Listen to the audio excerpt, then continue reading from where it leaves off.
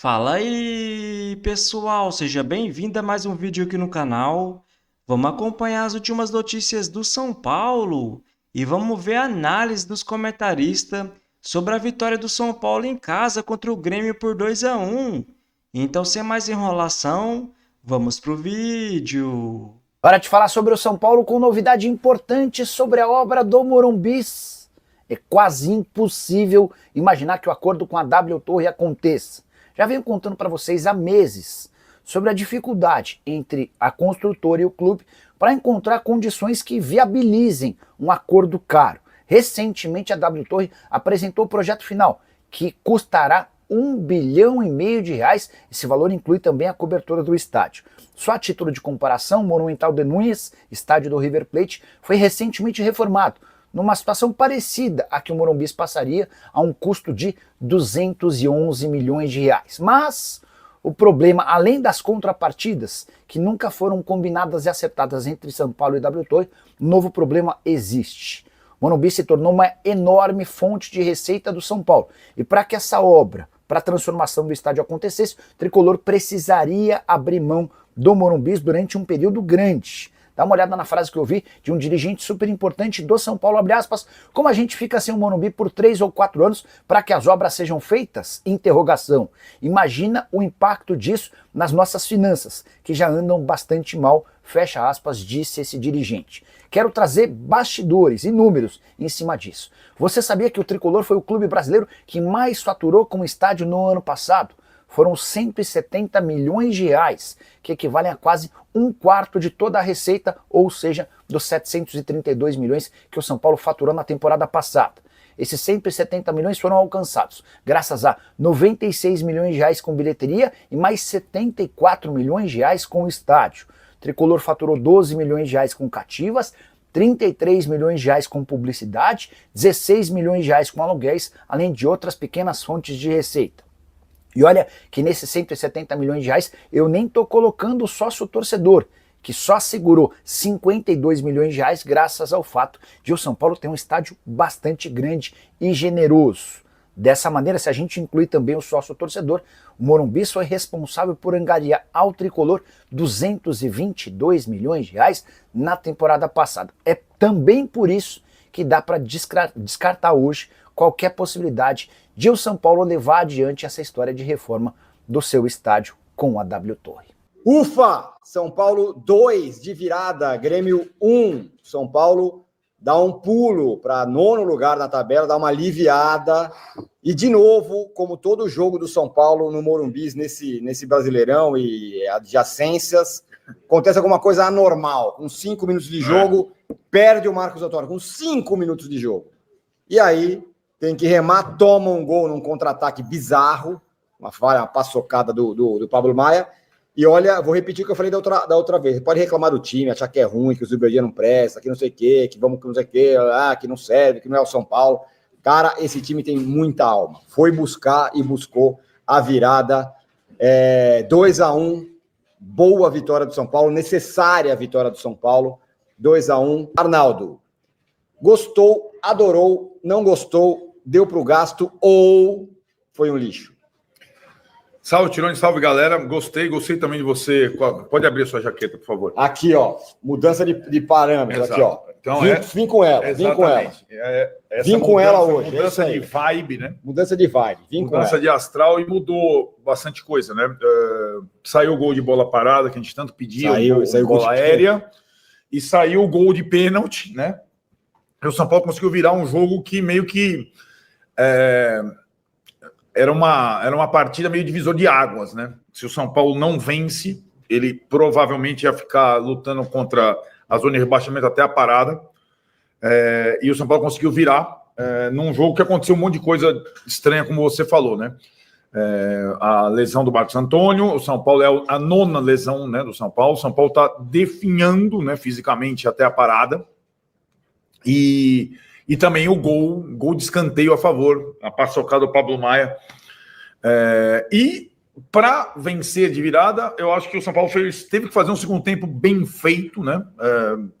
Bem ajustado, com boas decisões dos jogadores, do treinador, a coragem para fazer uma troca que era desconfortável, né? Tirar o Pablo, que tinha entrado no intervalo e tinha que tirar o Pablo.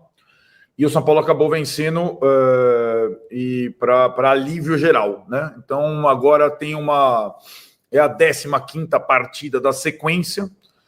O time conseguiu manter quase sempre esse espírito competitivo. São mais empates no Brasileiro que vitórias, mas em 15 partidas o São Paulo perdeu um jogo. Aquele gol do Palmeiras na última bola, o que mostra um pouco o que você falou sobre este time, né? Tá longe de ser um time brilhante, mas é um time muito, muito, muito competitivo, que briga, que luta, do mais velho ao mais jovem, né? E eu acho que hoje o menino Luca, ele não decidiu o jogo, mas ele entrou bem. Tomou uma cacetada. Teve um torce fortíssimo no tornozelo, ficou mancando em campo e era importante ele ficar. E aí o São Paulo teve a marca, teve o Luciano que voltou titular, foi importante, e vai se misturando essa situação, e o São Paulo vai se virando nas 3 frentes. Cristian Vinícius, um catado em campo. Quando vai ser permitido criticar o Zuberdi, Arnaldo?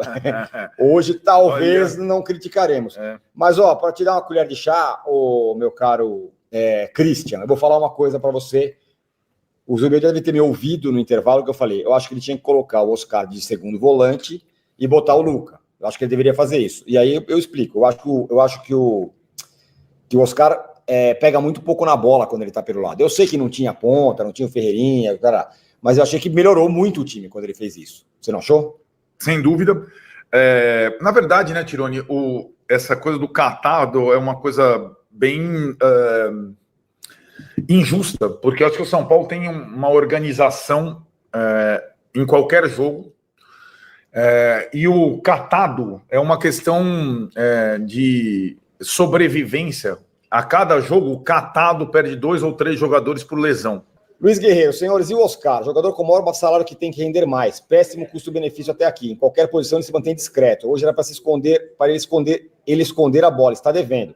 Então, Luiz, eu achei que ele olha lá, o Paulo PC Oliveira está falando que não foi falta. Enfim, fiquem na live. Eu acho que no segundo tempo ele fez um bom segundo tempo. Bem bom, aliás. Aliás, jogou o jogo inteiro, né, Arnaldo? Eu acho que ele parece...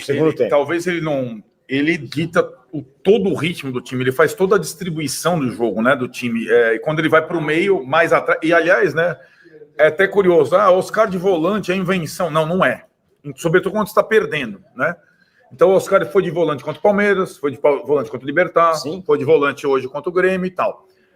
O que eu acho é que o Oscar, ele não tem definido... Ele teve 2 chances de fazer gol hoje, mas 2 baita chances. Uma de esquerda e outra tentou dar de 3 dedos e tal. Ele pode definir mais do que tem feito, né? Sim. Eu acho que ele foi um bom jogo. Eu também acho. Bom segundo tempo, cara. É isso. Ele ditou o ritmo do São Paulo. Ditou totalmente. Pomba do futuro, acalme-se. O São Paulo cresceu no momento certo do ano e foi campeão da Libertadores. O Pablo Maia foi fundamental para o título. Ninguém tá queimando o cara, não. Não estamos queimando. Só sei que ele foi péssimo hoje e tal, não sei o quê. Eu acho que ele tem que... Tá acabando de voltar de uma cirurgia no tornozelo, né? Sim. Mas eu acho que essa situação não era assim. Vamos lá. Primeiro, do jogo do Libertad para cá, o Zubeldia perdeu Juan e Ferreirinha. Certo? Ferreirinha nem no banco. Sim. Então, para começar com 2 pontos, já era mais complicado. Ele faz a adaptação. Achei que ele acertou em colocar o Luciano para um jogo em casa, para tentar ter mais qualidade de finalização. Aí sacrificou o Oscar. Beleza. Começou bem o São Paulo. Perde o Marcos Antônio, machucado. Aí o Zubeldia chama o Pablo e o Bobadilla. Vai ficar entre os 2. Óbvio que Pablo e Alisson se conhecendo e tal. Mas hoje o Bobadilla está muito melhor que o Pablo fisicamente, né? Então, aí você deu para ver até que na entrada do Bobadilla, na parte final do lugar do Oscar, isso aconteceu. Eu também teria colocado o Pablo, mas o Pablo foi péssimo no jogo, não só no lance do gol, ele foi muito mal no jogo. E acho que tem uma questão sobre a entrada do Pablo Maia, que eu também colocaria ele, não vou dar uma gentilha de agora pronta não, acho que faria a mesma coisa, mas como o Alisson inicialmente jogava de primeiro volante, eles demoraram para se entender. Sim. Sobre quem jogaria ali, né? Você entendeu o que eu tô falando? Entendi. Demorou para se entender a dupla. O que não deveria, né, não deveria ser uma questão, né? Os caras se conhecem tão bem, mas sim, demoraram para se ajustar. LPG, não consigo entender você colocar seu principal jogador vindo de lesão para correr atrás de lateral e depois de volante. Nunca vi isso em nenhum outro time. Ano passado inteiro foi assim também com o Lucas. Cara, ele jogou bem de segundo volante, você tá falando do Lucas, do Oscar, né, LPG. No primeiro tempo ele não ficou correndo atrás de lateral, ele não era o papel dele, ele não estava fazendo isso. Mas eu acho que ele, pelo lado, ele pega muito pouco na bola. E não pode, o cara tem que pegar na bola o tempo todo.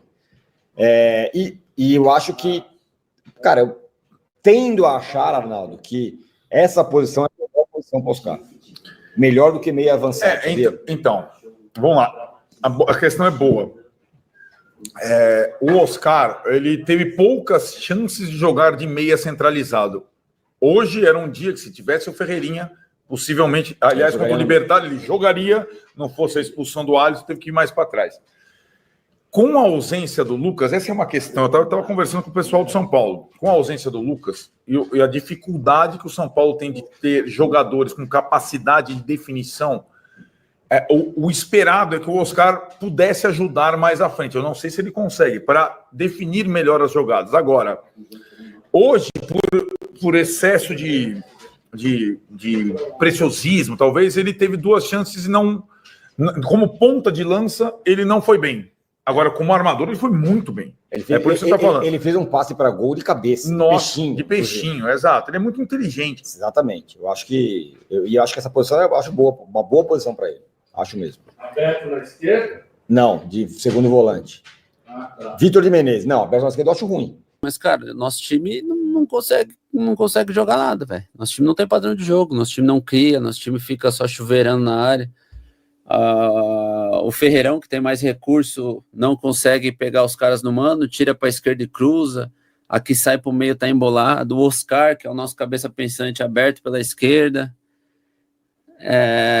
A nossa zaga é boa, pô, o Sabino fez uma boa partida, o Arboleda de novo fez uma boa partida, o Ferrarese ali não é lateral. Eu não gosto de colocar um zagueiro na lateral, mas ele gosta, o Ferrarese também ali faz uma boa partida. O Enzo do meio para trás é gigante, do meio para frente falta recurso, com a bola no pé. Nossos 2 volantes não jogou muito, então é isso. Sinceramente, eu não gostei do jeito que foi escalado, do jeito que veio a campo, do jeito que foi executado o primeiro tempo. O Grêmio estava com todo mundo atrás, a gente precisava de triangulação, a gente precisava de aproximação, não estava, a bola ia para o lado e a gente não jogou bem. No segundo tempo a gente faz um gol, e empata o jogo cedo, logo no começo do jogo, do segundo tempo. E aí tem a pressão e tal. Eu vi uma galera falando que o Luca é monstro, o Luca é bom jogador, mas também ele torceu feio o pé, achei que ele nem iria aguentar. Aguentou, mas a torção deu meio que uma brecada nele, assim. Ele tava mancando, ele tava meio sentindo, mas aí no segundo tempo foi no coração, foi valente. Defensores do Zuba saíram da toca, Simões. Hoje tá cheio deles aí, mas tipo assim, mano, os caras estão se baseando no resultado. Quer vir aqui falar do resultado? Pô, baita resultado. A gente precisava do resultado para não... A gente precisava do resultado para sair de lá debaixo da tabela, mas, mano, foi horroroso. Oscar de meia, Luciano no meio, Ferrarese na lateral, o time não cria nada. André Silva morto. O André Silva cara, assim, vamos lá. O Oscar é meia, o Oscar tava na ponta esquerda, né? Voltando para buscar jogo. Aí a gente perdeu o efeito do cara do 1 contra 1 lá do lado esquerdo. O Luciano no meio, o Luciano não é meia. Aí o Oscar vinha para buscar a bola, a gente ficava sem o cara do meio e sem o cara da ponta. Ficava com 2 caras fincados. Qual que era a solução? Jogar a bola pro Ferreirão ou pro Enzo e alçar a bola na área. O André é aquele cara que dá profundidade, briga, mas ele não é aquele cara de presença de área. Então o esquema arrebenta com o André também. Então, de novo, não gostei do jeito que foi escalado, não gostei do jeito que foi colocado as peças em campo. O Oscar volta muito para buscar a bola. Se tivesse o Marcos Antônio ainda, o Marcos Antônio dá profundidade. Sem o Marcos Antônio, o Alisson não consegue dar aquela profundidade que o Marcos Antônio dá. Enfim. Enfim. Gustavo Bezerra. E sim, você assistiu o jogo do Vasco? mais ou menos. Quase nada, para ser sincero. Tem um elenco pior que o nosso. Meteu 3-0 no Fortaleza, que algumas rodadas sofremos muito para empatar. Primeiro jogo do Diniz mostra que é um bom técnico que faz a diferença. Cara, eu vi uma galera falando que o Vasco já tem a cara do Diniz, já é um treinador que chegou e deu o padrão dele pro time. Corre risco? Corre muito risco, mas enfim, ele mudou, ele chegou lá para mudar e mudou, né? Quero fechar o vídeo para falar sobre o São Paulo, mais especificamente sobre Matheus Alves. Nos últimos dias surgiu a notícia de que o CSKA da Rússia prepara uma oferta de 15 milhões de euros ao São Paulo para levar o meio atacante tricolor que acaba de subir da base. Seriam 10 milhões de euros fixos, mais 5 milhões de euros em bônus. Também nessa sexta-feira surgiu a notícia de que o São Paulo já recusou a oferta. Fui checar com um dirigente tricolor super próximo ao presidente Júlio Casares. E a resposta foi: é mentira, nem teve proposta. Como o São Paulo poderia ter recusado algo que não chegou?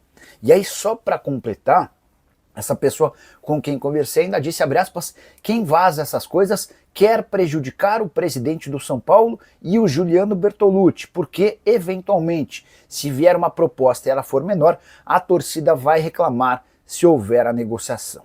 Alves tem ganhado espaço dentro do São Paulo, tem tornado um jogador mais relevante e pode ser negociado se a proposta for boa. Alves, que nessa sexta-feira, inclusive, foi convocado para a Seleção Brasileira Sub-20, que está em preparação para o Mundial da categoria. Só para completar em relação ao São Paulo, tratativas para a renovação do Luca, autor do gol do empate 1-1 contra o Libertad na quarta-feira. Essas tratativas já começaram e o São Paulo tem a expectativa de uma extensão do contrato para os próximos dias, vínculo que se encerra na metade do ano que vem. Então vamos comentar sobre essas últimas notícias do São Paulo. E o Tricolor venceu ontem jogando em casa o Grêmio por 2-1. O São Paulo foi a campo com Rafael, Ferrarese, Arboleda, Sabino e Enzo Dias, Alisson, Marcos Antônio, Lucas Ferreira e Luciano, Oscar e André Silva. Na minha opinião, o São Paulo não fez um bom jogo, mas o importante foi os 3 pontos, né, pessoal? Até porque se o São Paulo não tivesse vencido, poderia ficar na zona de rebaixamento. O São Paulo tomou o gol no primeiro tempo, mas no segundo tempo o Arboleda empatou e quase no fim do jogo de pênalti, o André Silva marcou o segundo. E agora vamos ver as notas do público para os jogadores do jogo de ontem. O Rafael teve uma nota ali de 5.9, até porque o gol que o São Paulo sofreu, na minha opinião, era uma bola defensável. O Ferrarese, que foi improvisado mais uma vez na lateral direita, teve uma nota ali de 5.9. O Arboleda, que empatou o jogo, teve uma nota de 8.3. O Sabino teve uma nota ali de 6.7. O Enzo Dias, que mais uma vez fez um bom jogo, teve uma nota ali de 7.5. O Marcos Antônio, que saiu lesionado, teve uma nota de 6.5. O Pablo Maia, que entrou no primeiro tempo e saiu no intervalo, teve uma nota ali de 3.4. O jovem Luca, que entrou no segundo tempo, teve uma nota ali de 7.8. O Alisson teve uma nota ali de 6.5. O Oscar teve uma nota ali de 7.3. O Lucas Ferreira, que mais uma vez não fez um bom jogo, teve uma nota ali de 5.7. O Cedric, que entrou no segundo tempo, teve uma nota ali de 6. O André Silva, que não vinha fazendo um bom jogo, mas marcou o segundo gol do São Paulo, teve uma nota ali de 7. O Luciano teve uma nota ali de 6.7. E o Zubeldia teve uma nota ali de 6.2. E essa vitória do São Paulo ontem foi muito importante, porque o Tricolor pulou para a 9ª colocação com 12 pontos.